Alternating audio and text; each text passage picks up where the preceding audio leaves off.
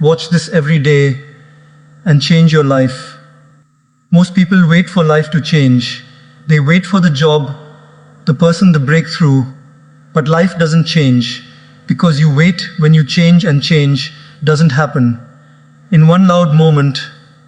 It happens quietly every day through repetition, through awareness, through choice. Watch this once and it will inspire you. Watch this every day and it will rewire you, because the truth is simple. The world around you cannot but critical decision. You wake up with one quiet but critical decision: repeat your past or rise into your future. Moment before the world rushes in, before you scroll, before you speak, is not ordinary, it's sacred. It's the clean slate that most people treat like it's nothing. They wake up and instantly hand that moment over to the noise. They check message before they check their breath. They scroll before they sit. They react before they reflect. And without realizing it, they're not living. They're reliving. They're not building. They're repeating every day. Looks like the last, because they never stopped long enough to break the cycle. And so their habits become autopilot. Their thoughts become borrowed, and their life becomes a slow echo of everything they've already done. This is why most people stay stuck, not because they lack ambition, but because they lack a ritual. They wake up and hope something changes without ever changing the first hour that determines everything. But the truth is, the gap between discipline and destruction is razor thin. It's one choice, one hour alignment. That's all it takes to shift momentum, alignment, and that clarity. The chaos can create the clarity, reroutes your entire direction, not in a dramatic, slowly, silently, powerfully,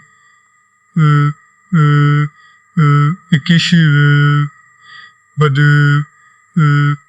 small, consistent wins that start to build trust between who you are now and who you know you can become. When you take that hour and dedicate it to yourself, not to escape, not to ego, not to escape, but to alignment, you change the trajectory of your day. And when you change enough days, not to living in reaction, and start living in creation, and start living energy, you stop following energy and start generating it. So you stop giving your attention to the loudest voice in the room and start feeding it the voice you chose, the energy you chose, the direction you chose. That's where in transformation begins. You start learning in asa chistivilas, not in emotion, but in structure, in the repeatable decision to train your mind before the world tries to claim it.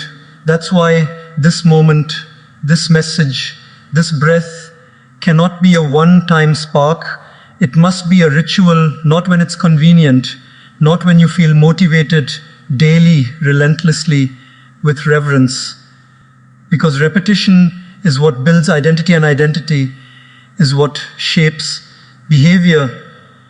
You don't rise by will to your mind. You hold power. You rise by programming, by choosing what enters your mind when it's most open, when it's most impressionable. And that's always the morning before the emails, before the noise, before the world begins asking for pieces of you. That's when you must train. That's when you must decide who you are and remind yourself until it becomes real. If you want to change your actions, don't start with behavior, start with environment, start with input, start with what you consume when your defenses are down and your spirit is listening. Give it strength, give it purpose, give it silence, and then over time, it will no longer give you back a new identity, one that doesn't need to try harder, because it no longer with weakness. One that does feared have already shifted if you want to fear slipping, because its standards have already shifted if you want to change your future. Change What you repeat, not what you dream about, not what you talk about, what you do and what you do consistently becomes who you are, no matter how far off course you've been, no matter how many days you wasted. You're always one morning away from reclaiming the path. But you must start now. You must protect the hour that builds your future self, not someday, not when you feel ready now. The world will never stop demanding your attention. But if you give yourself to yourself, first, every day you won't just keep up. You lead, you'll create, you'll rise. People often say, I want peace, I want confidence, I want focus. But these are not things you find by accident. They're not things someone can hand to you. They don't come through quotes, through luck, through a sudden shift in mood. They are not rewards that show up when the timing feels right. They are built, earned, trained like muscle, and like muscle they only grow through resistance. Peace isn't something you stumble into. It's forged in silence, not just outer silence, but inner silence. The kind of silence you protect, the kind you fight, for the kind you build boundaries around. So you can hear your own breath again. You don't get peace by hoping for less chaos. You get peace by becoming the kind of person who isn't ruled by chaos. Confidence isn't something you're born with. It doesn't magically appear when life goes well. It's something you earn slowly, quietly, by keeping your promises to yourself. Every time you say, I will do this, and then you do it, you send a message to your subconscious. I am someone I can count on. That's where confidence is built, not in applause, not in external validation, but in the small decisions. But in the small decisions you repeat, when no one is watching. Confidence isn't loud. It doesn't need to be real. Confidence shows up in how you walk into a room without explanation, in how you respond instead of react, in how you lead, not with noise, but with certainty. That certainty comes from trust, and trust comes from consistency. Focus too is not gift. It's trained. It's not about feeling motivated or having the perfect environment. It's about cutting the noise again and again, every day, until your mind finally starts to understand that you won't chase every distraction anymore, that you won't check every notification, that you won't let your attention be hijacked by people who don't value it. You train your mind like a dog. You teach it to sit, stay, return, and at first it resists, it runs wild. But over time it obeys, it begins to settle.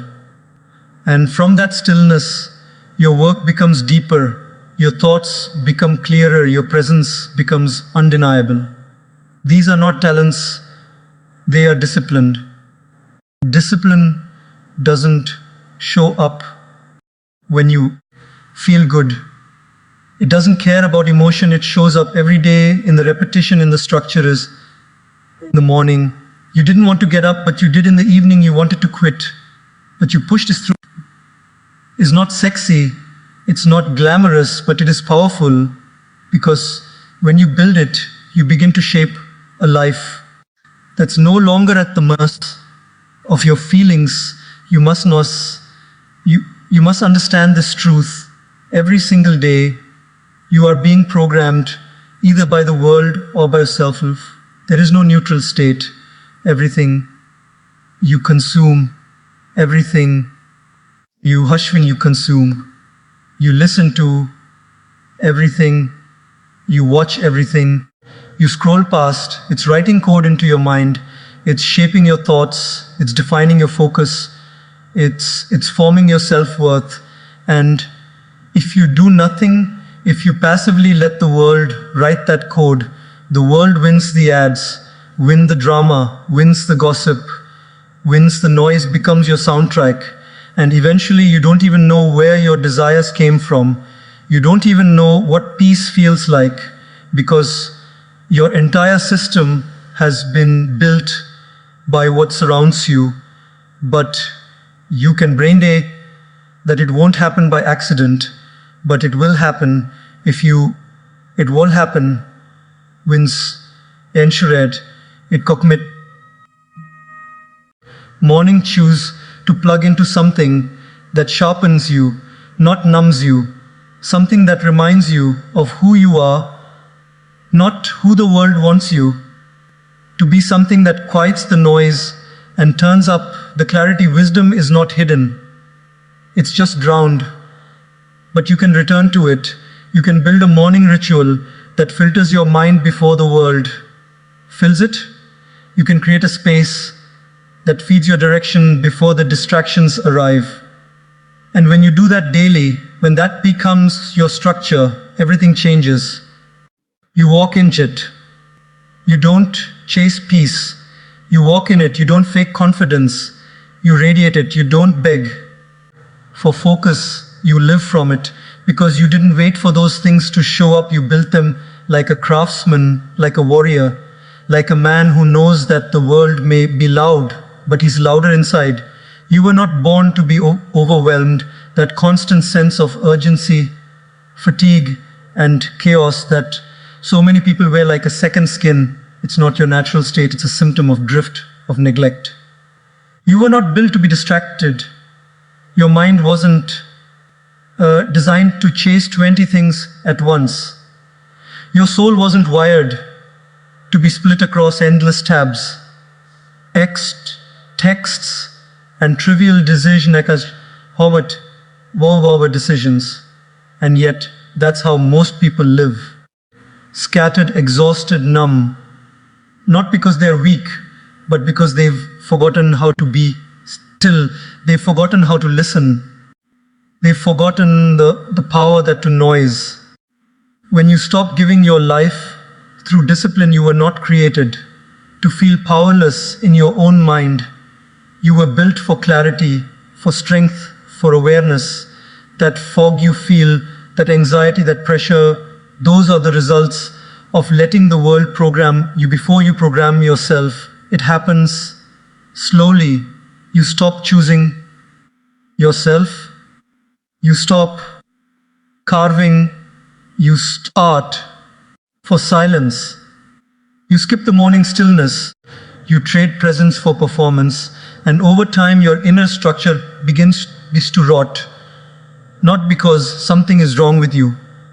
Decays when you stop showing up for your mind starts working against you. When you stop giving your nervous system space to breathe, it starts gasping for control. When you stop creating your day intentionally, the day begins to own you. But here's the thing. It's an invitation to come back to yourself. And the doorway is simpler than most. Think you don't need to overhaul your entire life. The doorway is simpler than most. Why to overhaul your entire life? Overnight, you need to sit down with yourself every day, even if just for minutes with no phone, no noise, just breathe, just stillness. That's where the reconnection begins. Your spine straightens. Not from ego, but from remembrance. You breathe deeper, not because it's trendy, but because you finally allowed space for your body to soften. Your thoughts begin to quiet. Not because life got easier. I've stopped feeding and slowly something ancient stirs the frenzy. A presence, a groundedness, a clarity. And you begin to remember, I am not fear. I am not my failure. I am not the anxious voice looping in my head. I am the observer. I am the one who chooses how to respond. That realization isn't small. It's the reset. It's the root of sovereignty, the beginning of real power. Because the moment you remember you have a choice, the world loses its grip on you. That is the key. You cannot control the world. You never could. But you can control how you meet it. You can control how you show up to chaos, how you hold your frame in the middle of storms. You can control your posture, how you sit, how you stand, how you move with presence instead of panic. You can control your words when you speak, how you speak, and whether you speak from emotion or clarity. You can control your habits, what you do. When no one is watching, how you use your first hour, what you give your energy to. These aren't just small wins. These are your anchor, your rituals. Become your reminder that you are not lost. You are building something even when no one sees it. And when you do this, when you take that control back, when you live from presence instead of pressure, life begins to shift. Life begins to respect you, not in a mystical, magical rooms, but practically. You show up to conversations with more gravity. You walk into rooms and people feel something different, not louder, not flashier, just deeper. Your habits begin to speak for you. Your energy begins to communicate who you are. Before you say a word, opportunities start to move toward you, not because you begged for them, but because you became someone who's ready. People begin to trust you, not because you forced it, but because your discipline now carries the weight your words once tried to fake. This is the power of return, the power of quiet self. Not once, the power of showing up for yourself smallest. Not when it's easy, but every day. If you can do that, even in the smallest window of time, you begin to reclaim the very thing the world is trying to steal from you, your presence. And presence is power, not loud, not aggressive, but unshakable. Now let me give you the most important truth, the one that most people overlooked while jumping from one head to the next hit, while jumping from one insight to the next, from one motivational hit to the next. Here it is. Life does not change when you remember it every single day. You don't evolve from one powerful quote. You don't transform from one emotional video. The human mind doesn't work that way. The nervous system doesn't work that way. Change is not an event. It's a layering, a wiring, a groove that gets deeper and stronger through repetition. That's why monks repeat mantras. That's why warriors run the same drills again and again. That's why musicians rehearse the same scale until their fingers don't have to think. It's not because they're slow. It's because they understand something most people don't. Mastery is not built by inspiration.